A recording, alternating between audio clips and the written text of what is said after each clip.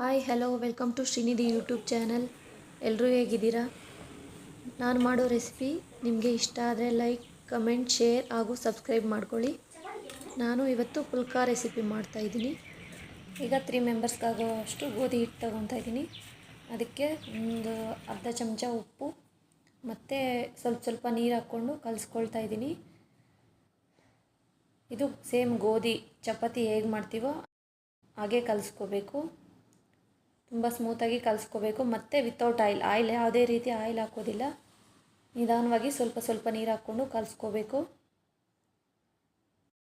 ನಾನು ಆಶೀರ್ವಾದ್ ಗೋಧಿ ಹಿಟ್ಟು ತೊಗೊಂಡಿದ್ದೀನಿ. ಇದು ಕ್ವಾಂಟಿಟಿ 4 ಮೆಂಬರ್ಸ್ ತಿನ್ಬೋದು. ಈಗ ಇದನ್ನು 1 ಅವರ್ ನೆನೆಯೋದಕ್ಕೆ ಬಿಡಿ. ಈಗ ರೌಂಡ್ ಶೇಪಲ್ಲಿ ಒತ್ಕೋಬೇಕು. ಪುಲ್ಕಾಕ್ಕೆ ಯಾವುದೇ ರೀತಿ ಆಯಿಲ್ ತೊಗೋಬಾರ್ದು, ಆಯಿಲ್ ಹಾಕಬಾರ್ದು. ಆಯಿಲ್ ಹಾಕೋದ್ರಿಂದ ಅದು ಉಬ್ಬೋದಿಲ್ಲ. ಈ ರೀತಿ ರೌಂಡ್ ಶೇಪಲ್ಲಿ ಒತ್ಕೋಬೇಕು. ಅಷ್ಟು ತೆಳುವಾಗಿ ಮಾಡಬಾರ್ದು. ನಾನು ತೋರಿಸ್ತೀನಿ ನೋಡಿ, ಇಷ್ಟು ಮಂದ ಇರಬೇಕು. ಅಷ್ಟು ತೆಳುವಾಗಿ ಮಾಡಿದ್ರೂ ಅದು ಬರೋದಿಲ್ಲ. ಈ ಪುಲ್ಕ ಬಂದು ಹೊಸ ಹೆಂಚಲ್ಲಿ ಟ್ರೈ ಮಾಡಬೇಡಿ, ಅಷ್ಟೊಂದು ಚೆನ್ನಾಗಿ ಬರೋದಿಲ್ಲ. ಹಳೆ ಹೆಂಚಿದ್ರೆ ಚೆನ್ನಾಗಿ ಬರುತ್ತೆ. ಈಗ ಒಂದು ಕಡೆ ಹೆಂಚು ಕಾಯಕ್ಕೆ ಇಟ್ಟಿದ್ದೀನಿ. ಹೆಂಚು ಕಾದಿದೆ. ಗ್ಯಾಸು ಸ್ಲಿಮ್ಮಲ್ಲಿ ಇಟ್ಕೋಬೇಕು. ಸ್ಲಿಮ್ಮಲ್ಲಿಟ್ಟು ಬೇಯಿಸ್ಕೋಬೇಕು.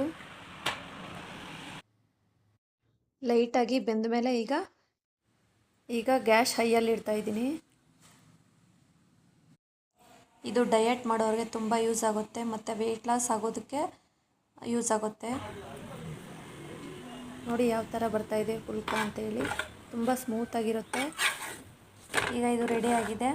ಈ ವಿಡಿಯೋ ನಿಮಗೆ ಇಷ್ಟ ಆದರೆ ಲೈಕ್, ಶೇರ್, ಕಮೆಂಟ್ ಮತ್ತು ಸಬ್ಸ್ಕ್ರೈಬ್ ಮಾಡ್ಕೊಳ್ಳಿ. ಸಪೋರ್ಟ್ ಮಾಡಿ.